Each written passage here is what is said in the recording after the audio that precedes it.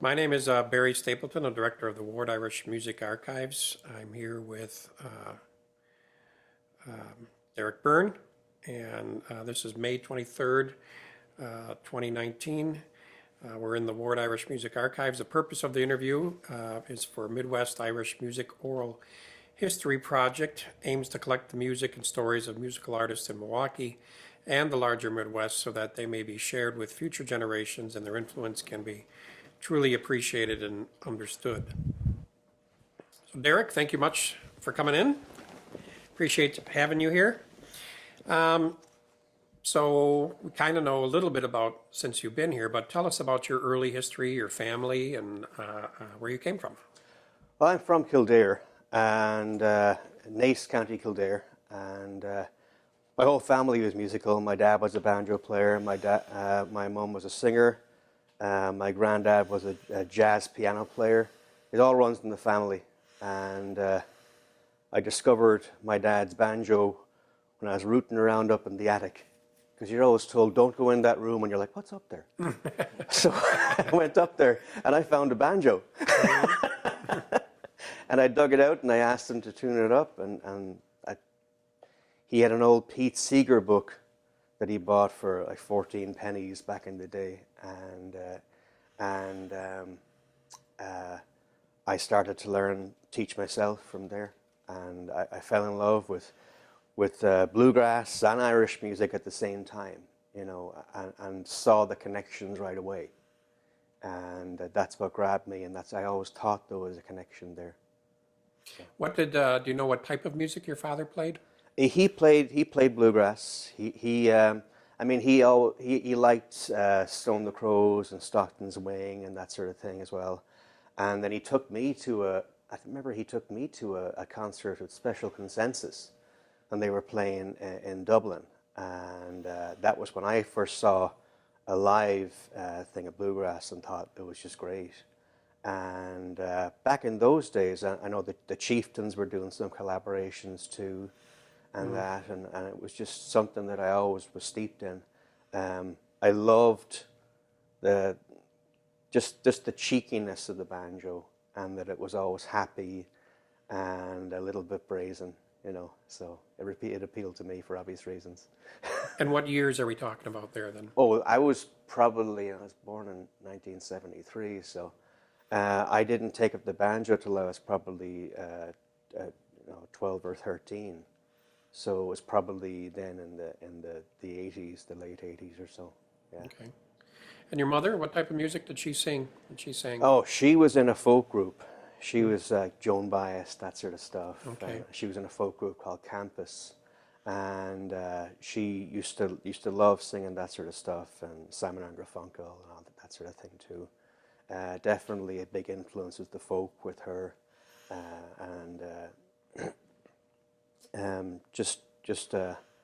you know, we all used to like way different types of music. You know, my grandfather, he loved Count Basie and Duke Ellington, and he used to take me down to his study, and we'd have a 3-in-1. There's the tape and the LP, and he'd be taping the BBC jazz radio programs and everything. But again, it was very eclectic, you know, and lots of different types of musical flavors, you know. And I encourage that with my kids today, to listen to lots of different types. Do you remember the first record you bought?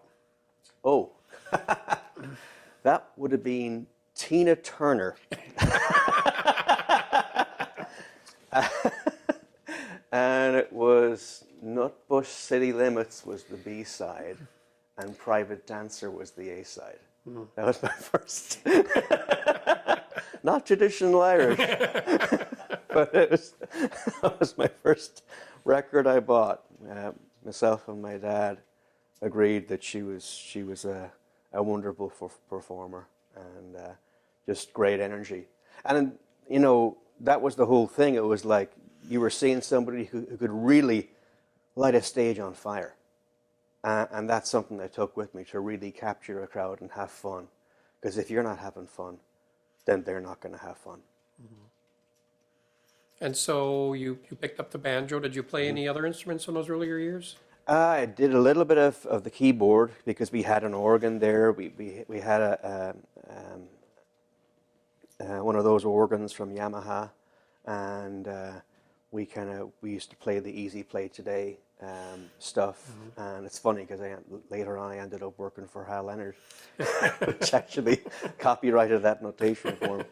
But it's all a full circle. But no, I mainly once I fell in love with the banjo, it just went from there.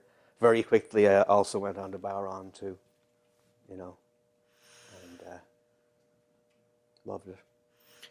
When was your first performance? Oh, we did a lot with the Kill Amateur Drama Society, and there was a big history of musicals and comedies and sketches that we did both in school and outside school. So we did lots of performances of different musicals, from Fiddler on the Roof to How Are Things in Loch Namara? I can't remember the name of the musical. Finian's Rainbow. Finian's Rainbow. Yeah, Finian's Rainbow. Yeah. But it was we did lots and lots of musicals and that sort of thing. So I was on the stage from a very early age.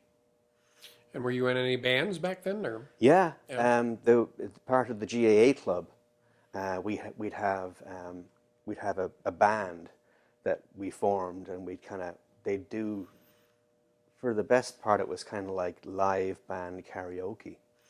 And in the GAA club, we'd be singing, and we'd sing stuff from, I remember The Commitments was very big around that time. So we sang some soul and Motown, as well as Irish music, and of course, the usual Irish stuff that the Dubliners or the Pogues were playing. The Pogues were very big at that time too. So we'd play whatever we want and sing whatever we want, and then the band would just kind of like figure out what they were doing, and it was great fun, So definitely, music was a huge part of my childhood. Mm-hmm. And how many siblings? I've got one brother.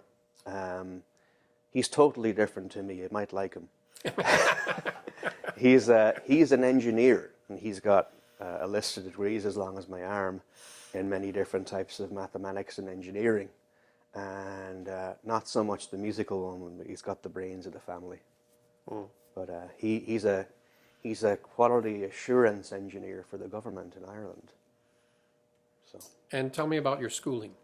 I was in the Christian Brothers all the way up from, baby infants, high infants, of course it was the nuns, and then the Christian Brothers, CBS Nace, all the way through from secondary school, and we had great music there too. Mr. Farrell, I remember in Nace, he was my teacher for, I think, third or fourth grade in secondary school, and he used, at the end of the day, he'd play the piano and he'd sing, and we'd all have choir parts written out, and we'd do rounds, and we'd start to do counter melodies, and that's what we'd look forward to at the end of the day. And if we were good, we'd get to do a song at the end of the day. And again, that was just, it really it brought home that music was something that was to be shared and collaborated on. So it was very inclusive. Oh, absolutely. Yeah. And so, did you go on to college then at all, or were you? Yeah, we did. I wouldn't say I was the most academic of kids. I'm dyslexic, so it was, some things were a little hard for me, and so I had other aptitudes. I knew I could sell anything to anybody because I was a performer and I was a conversationalist, and I found it very easy to make friends. So I went into sales and marketing and advertising. I went into College of Commerce, Rathmines, and different DIT campuses, and did a couple of certificates and diplomas. never a degree, but studied marketing and sales. But all the way through, I was keeping the music up and keeping practicing and performing with various bands and writing my own material too. Do you have the names for any of those bands? Oh God. we had one that was gonna be a kind of a mixture of rock and Irish, and we were gonna be called Sour Mash for the whiskey. And then there was another one. We were gonna be called Little Miss because of the lead singer. But it was something where we were performing here and there, but not really professionally, you know. So you weren't making recordings or No, yeah. no. Now the first recording I made was a solo album, yeah. But again, I had other people coming in and playing instruments and stuff. Yeah. So tell us how you got to Riverdance then. I was a journalist at the time. I got into that because I knew I could sell advertising in a newspaper, and they're like, well, and I wanted to be a writer too. So at that stage, I was with South News and Job News in Dunleary, and just outside Dublin. And I remember the photographer of the newspaper, his son was the director of Anuna, and that was the choir at the time that had just broke in the Eurovision Song Contest. It was like 1994, I think. Yeah, and I remember that had just happened, and they were looking for singers, and I was, you know, I'd written a few songs. I'd done a demo in a little studio in Dublin, and I played it for the lads at work just for a laugh. And Andy says, "You need to talk to my to Michael, my son." And Michael McGlynn, Andy McGlynn and Michael McGlynn were the people there. And you need to talk to my son and audition for his choir. So I went in and I said, yeah, I'll give it a lash. And I have quite a large range. I can sing quite low and sing, you know, maybe to a mid-tenor range. So they didn't really have many baritones or basses in the choir, so they latched on to me right away. And then Riverdance was calling for people because they were about to go to London for the first time. And that was in Labatt's Apollo. And I think Michael McGlynn was a little bit weary of losing his best and most qualified singers to Riverdance again and again and again, because they'd already borrowed them in the choir a few times. And I said to Michael, you've only had me for a couple of months. I'm probably not that valuable to you. Why don't I give it a try? And they said, yeah. So I went, and I remember Richard was the guy I was filling in for. He was going to be an architect. He was tired of the showbiz, I remember. Happened to be Gene Butler's partner at the time. And I remember he was about the same shoe size. I wore his shoes and his pants and his jacket, and they gave me a bowron a couple of days before I went on stage and said, learn to play that. And I'd knocked around on it before, and I had to switch hands to play it right-handed for the different stage angles, and I had to learn to play it that way. And for Uskal and Durris was the track we were playing on. And Jean Butler was so nice and such a wonderful lady. And she knew I wasn't really a dancer. I was more of a singer and a performer and a drummer. So she basically danced around me and made me look more capable than I was. I got very lucky with that. And I remember when Richard left, I was there for a month. I didn't dare tell my parents or my family and on my job that I was leaving. I was just taking a sabbatical. And then at the end of the month's work, where I'd annoyed Julian Erskine enough to give me a contract and bugged him enough times, I just called home and said, I'm getting the bigger suitcase and I'm leaving. And that was a very kind of a big decision to take that leap. And we went on to, after being in Labatt's Apollo and Hammersmith for quite some time, then we went on to America for a few years and then later on Australia. And I was with them for 6 years in total. So tell us more about that. Did you enjoy that? I mean, did it get, after so many years, did it get old or? You get burned out. Some of the cities start to look the same, and you start to you're not really sure where you are next week, where you were last week, and where you are this week. There's a hotel room, there's a theater, and there, you find a couple of places to hang out with people, and then you're on to the next city. You get a little bit burned out, but it was also a great time to grow up. And I grew up very fast because you're dealing with a lot of different things that you wouldn't normally get to around that age. When I was only 21, 22, and there were also kids that were younger, so I was trying to look after them too. And we were all a very tight-knit group of performers. We'd all, at the end of a show, you'd be wired. You'd be like ready to go, and still hyped up, and you'd need to wind down. So you might go out drinking. And I remember we all used to go out and party and have great fun. I met my wife.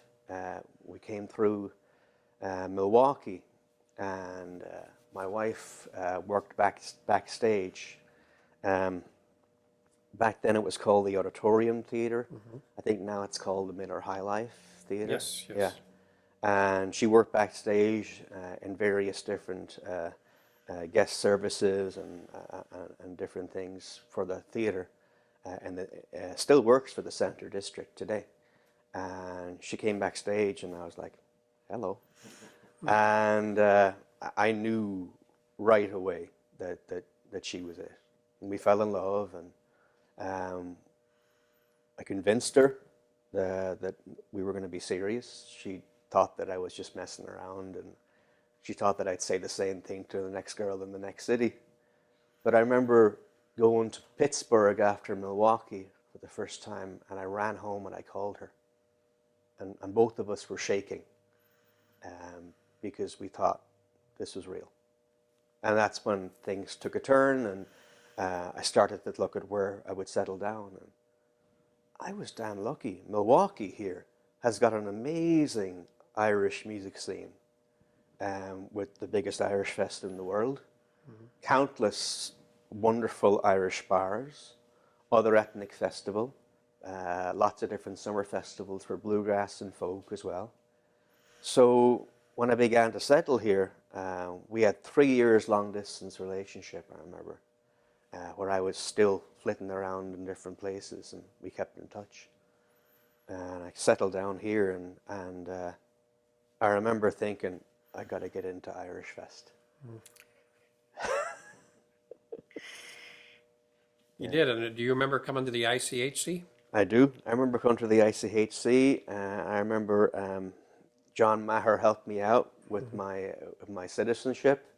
Got me a lawyer with Quarles and Brady, and really helped me with getting to know the right people so I could become legal. Because when I left Riverdance, my visa was tied to that, and I couldn't work for 6 months. But I remember I went to work in the Dubliner Irish pub, and I took over from Barry Dodd. Barry Dodd was a bartender there, and he was getting really successful with his music. So Annie was looking for somebody to help out as a bartender. And I remember when I was a bartender, I saw some great Irish groups. Frogwater was just starting out. Riley was just starting out. The Box Turtles as well. Great Irish bands that started in the Dubliner. on South Second Street. And again, I was thinking, I need to get into this scene. I need to become a part of it. Get into Irish Fest, get to know the performers, and start forming a band. And so how did you do that? I got with a number of different people right away. It's always more fun when you collaborate. You play better, and you step out of your comfort zone, and you learn. You never stop learning. So I got with a number of different people that were playing in the scene, from a lovely fiddler and a guitar player, and then we were forming the Celtic Gypsies. Was the first band we formed, and then ended up out of that we became a duo. First band I was in, major thing I was in with Irish Fest was Eidir, EIDIR, which was the Irish for between.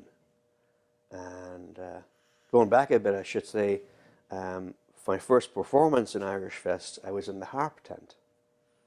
And I remember I hired a particular harpist for our wedding, because I knew she ran the harp tent.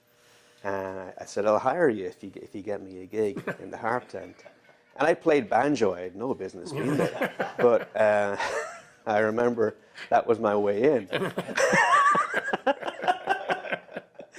And it was great to get into Irish Fest and do a performance. And then we got in with Eidir, and we did, Jim Wirt was the drummer for that.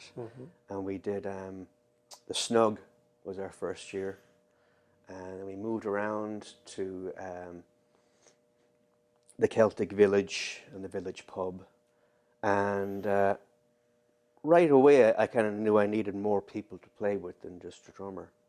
So when that band broke up for various reasons, I began to do solo gigs in Paddy's Irish pub. Fantastic venue. Woody and Patty were very, very good to us. They gave us gigs when nobody else would. Same thing with House of Guinness in Waukesha. And I started doing solo shows there, and people knew that I would love to play with people. So people would come in with instruments, and I'd see them with the instrument, and I said, get up here.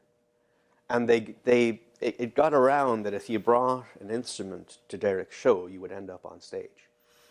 So that's where TJ Hull and Amanda Coretta Hull came in, and various other musicians. TJ was a great influence on me. I still learn a lot from him, both as a friend and as a mentor as well. And a band started to form. I ended up getting with Sean Beglin too, who I discovered was in the area because of Celtic Woman, Lisa from Celtic Woman, was telling me that he also married a Milwaukee girl. And we started to collaborate as well. And we performed as well in Irish Fest a couple of times with Sean Beglin. And now he has the Beglin Irish Dance Company, and he's gone great. So, yeah. But again, collaboration was a huge theme for me. And it made the show better. It made the performance more fun. Can you name some of the venues you played through the years here? Paddy's Irish Pub, House of Guinness in Waukesha, County Kildare, of course, O'Donoghue's, any of the Irish bars around. And now we play a lot in City Lights and West Stallion. We've now started to play a lot in these little tiny breweries. And breweries need music because they want to become a destination, and people stay there and they don't bar hop. And I love playing in the breweries now. It's great fun and good beer too. And tell me about your family now. I've got two lovely kids. My son, Cale, he's just about to turn 16 in July. He already plays piano. He already plays drums. and sings a little bit. My daughter Kira, she's about to turn 13 in July, and they are both. I mean, Kira plays guitar, and also sings, and did dance as well for a while in Sean's school as well. We've performed together as a family band many times, and it's something I really enjoy doing. They both chose their instruments. Came up to me before Christmas one year and said, "We want to do this for real. We don't want toys. We want a real instrument, and we want lessons." Yeah. And I said, "Hell yeah, let's do this." Yeah. So what would you say the music, so you grew up, on a border of bluegrass and Irish and stuff like that. Where would you say that has progressed, not only with you, but, what you see around you? Well, if you look at some of the bands that are the biggest bands in Irish Fest and around the country, We Banjo 3, Skerryvore, all these different bands, and of course Gaelic Storm, they're bands that bring many different genres together into Irish, and then deliver it with an overwhelming Irish flavor, an Irish recipe tying it all together. And really that's where I see things going. I mean, if you think of what happened in Appalachia, and that was a lot of that was the Irish traveling up towards the hills, and a lot of the Irish jigs and reels became bluegrass sets, and they ended up with different names, but they were still, almost the same airs. And there's always been a huge connection between Irish and bluegrass. I definitely see the lines being blurred, maybe even just kind of done away with altogether, and just you all call it folk, and you just have fun with it. A lot of the times, I get a little bit frustrated with people who, you tell them you're an Irish performer and they try to out-Irish you. Do you know this song? Do you know that? You have to know this song. You can't be Irish if you don't know that song. And suddenly you have to learn a huge compendium of things. And really, you sing what makes you happy. Mm-hmm. And you sing what makes the crowd happy. And you find out what the crowd wants, and you meet them somewhere in the middle. And you don't have to be the pure drop. That was a big TV program back in RTE, mm-hmm. The Pure Drop. And you don't have to be that dyed-in-the-wool trad. I don't think so, anyway. Mm-hmm. It's a wide world out there. There's a lot of different flavors. So do you feel, since you came, when did you come to Milwaukee? Would have been probably about 1999, because I remember we got married in 2000. That's when Riverdance played in the theater. Yeah. We got married in 2001, so everything's, I just subtract from there. Yeah. Well, I guess my question is, do you feel that with, Mumford & Sons, and you talked about We Banjo 3, mm-hmm. that music was kind of coming your way?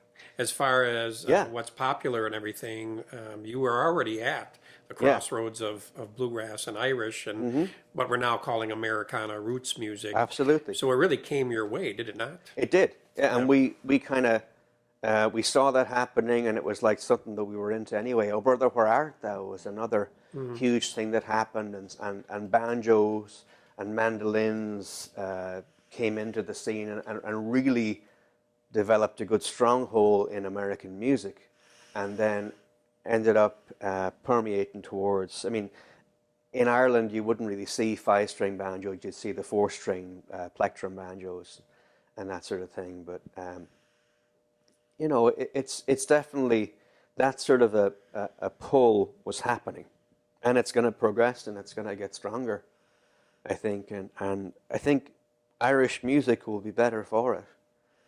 People will say, people from bluegrass will discover Irish music and go, that's where it all came from, this is the thing, and they'll start to look at where that started, and they'll get more into it, and then vice versa, and then different musical communities will get stronger because of it. Mm-hmm. So who would you say are, if you had to name your top five influential musicians? Definitely Paul Brady was my first. I mean, when you start looking at some of the traditional things he did, and then he went into looking at different genres and writing his own material. I remember hearing Hard Station, and just that just grabbed me. And I remember later I ended up meeting him, and I told him that Hard Station was the reason I became a singer-songwriter. And his reaction was, "Oh, it's my fault."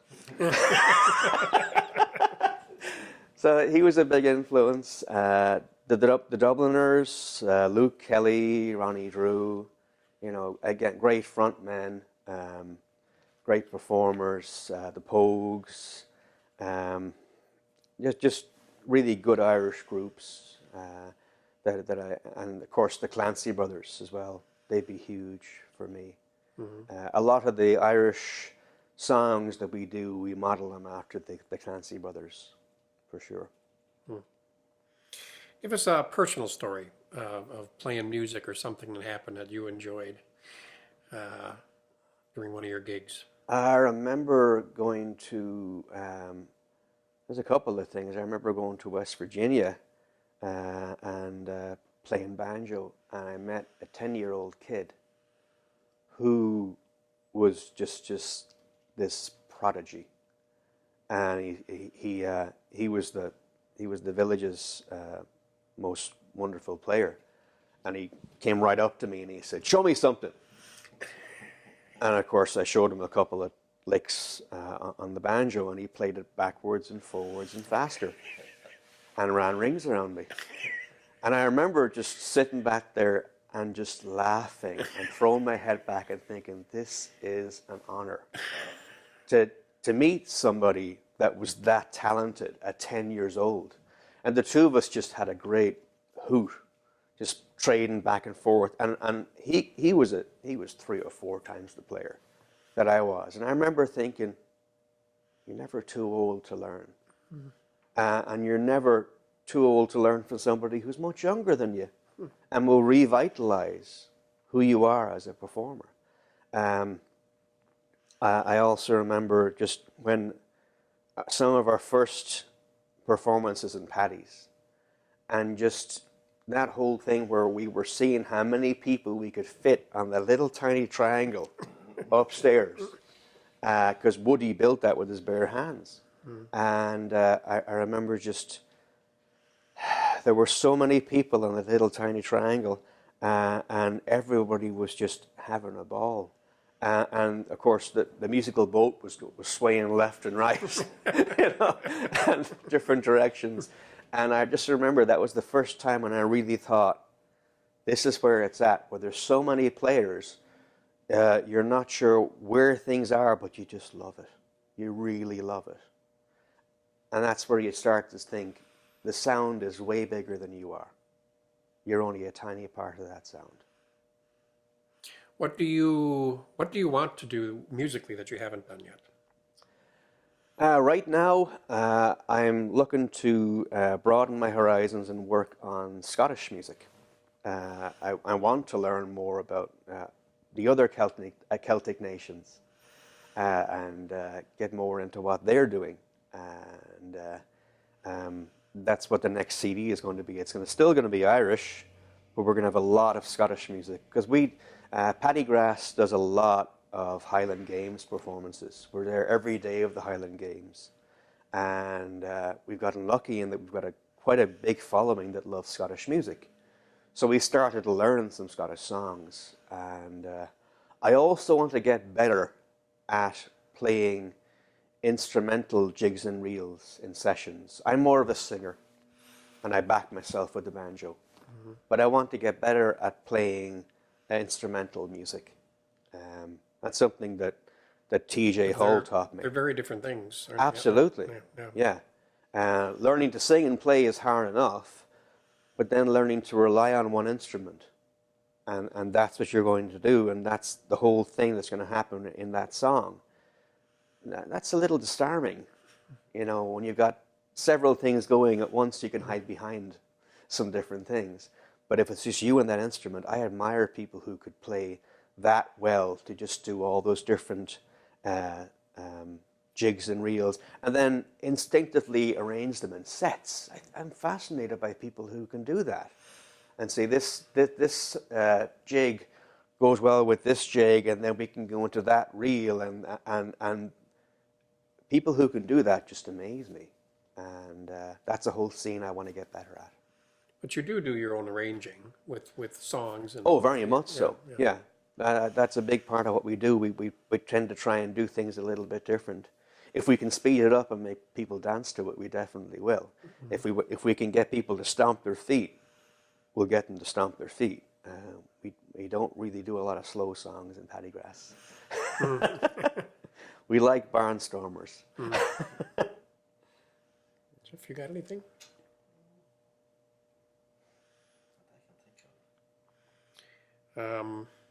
So you became a citizen, U.S. citizen, correct? Yes, yeah. A couple of years ago, I became a U.S. citizen.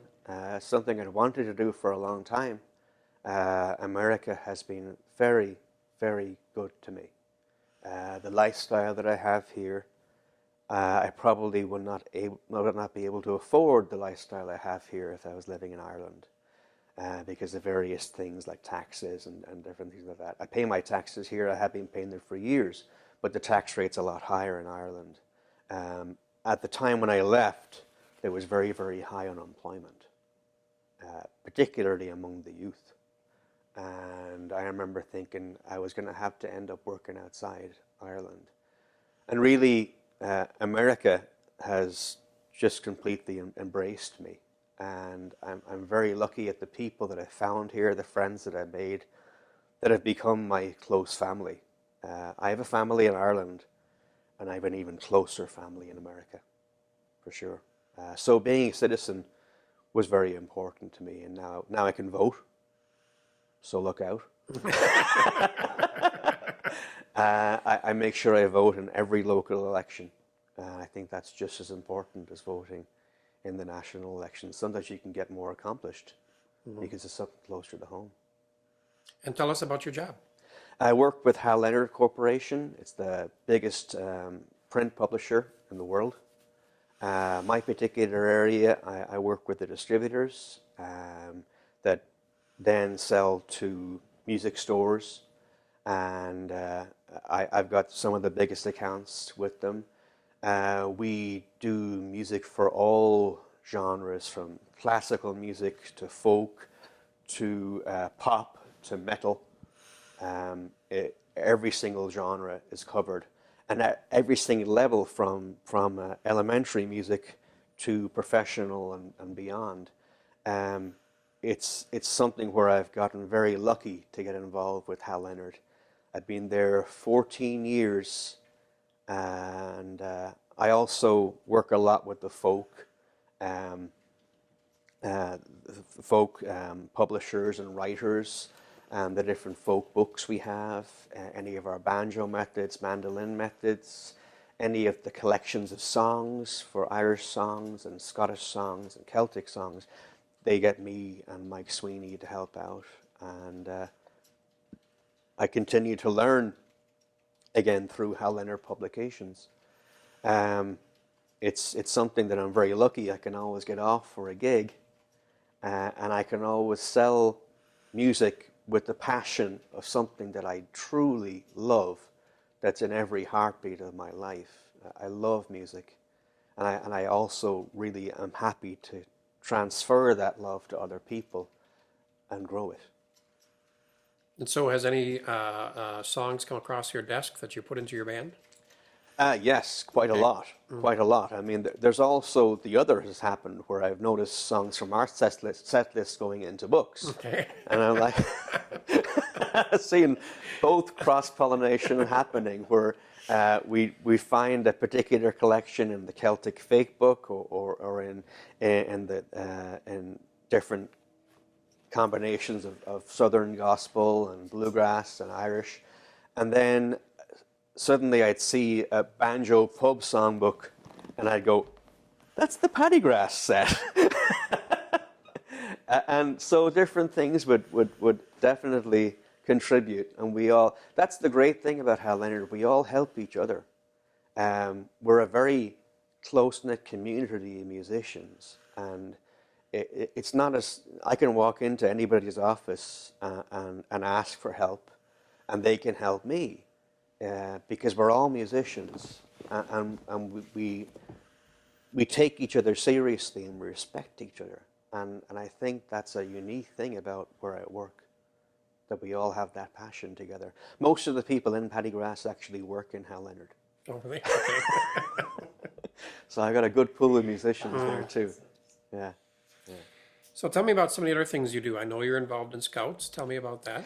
I just became a Scoutmaster earlier this year. Before that, I was advancement chair for the troop.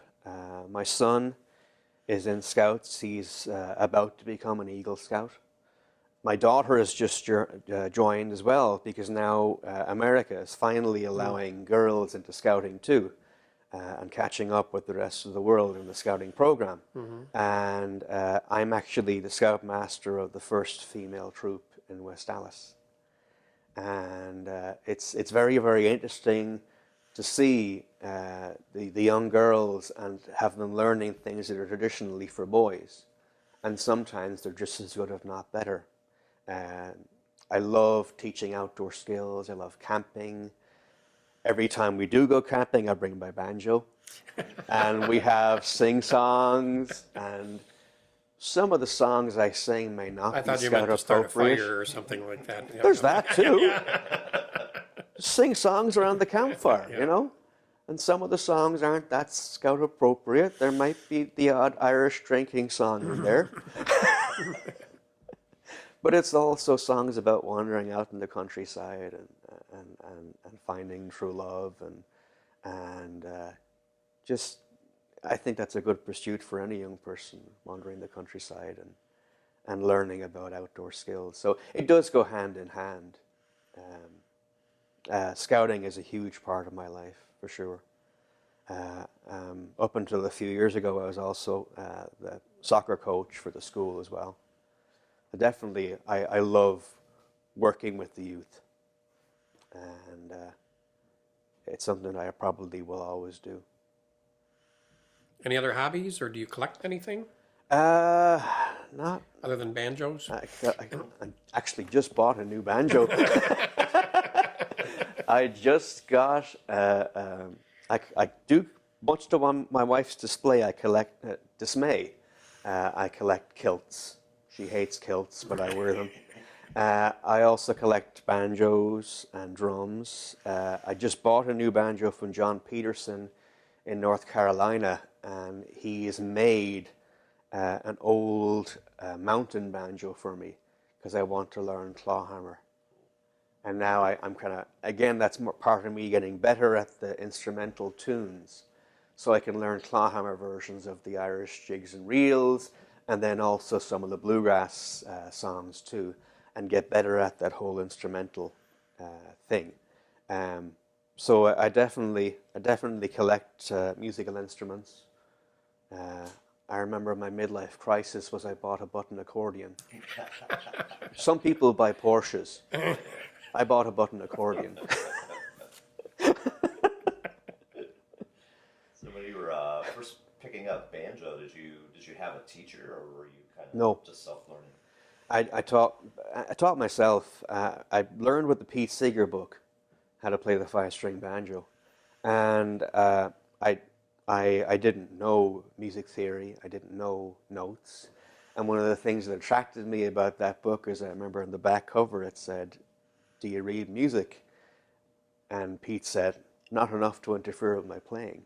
And I thought, okay, banjo is definitely the instrument for me.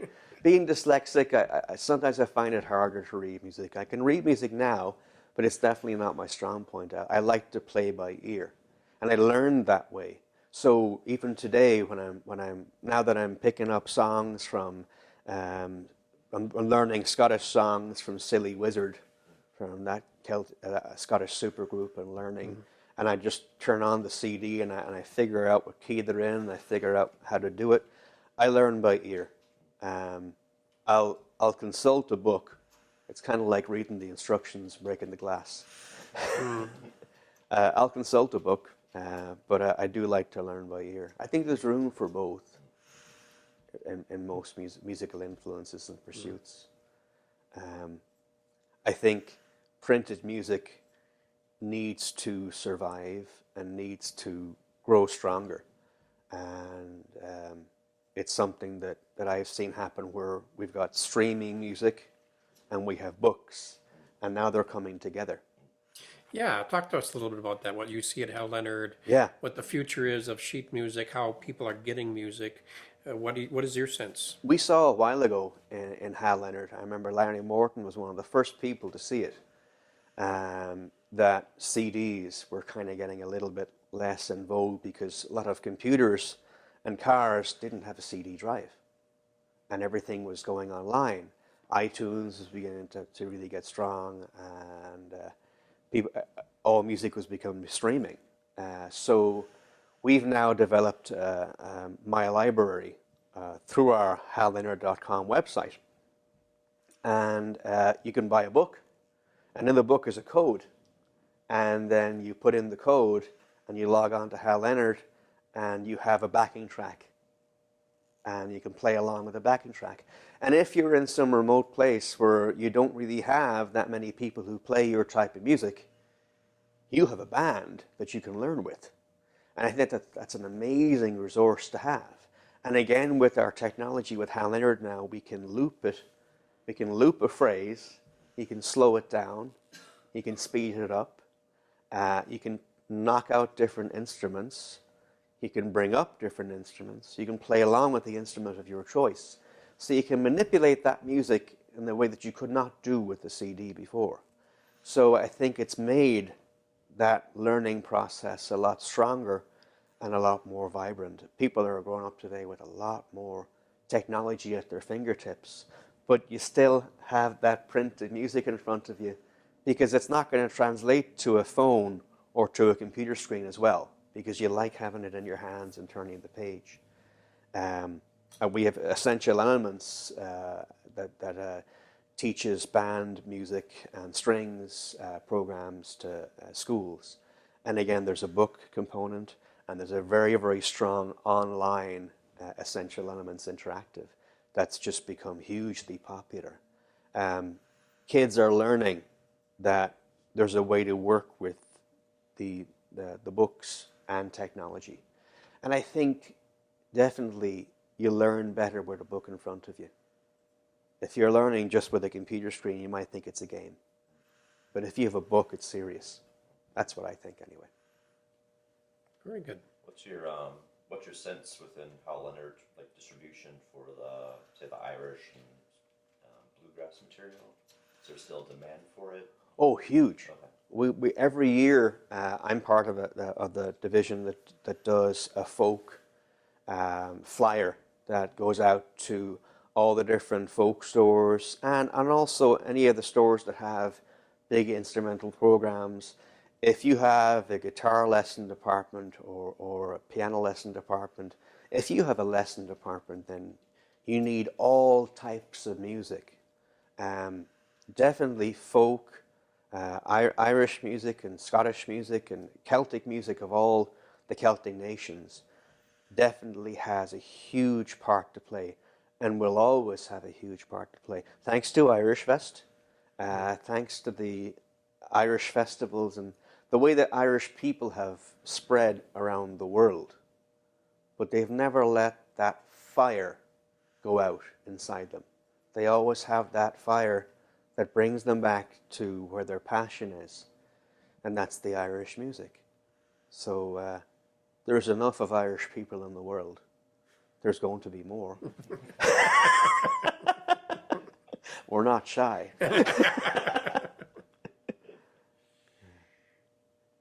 Well, thank you, Derek. We really Good. appreciate your coming into the archives here and spending some time with us. Yeah, thank you very much, and Yep. thank you for all you do for the Irish community in Milwaukee.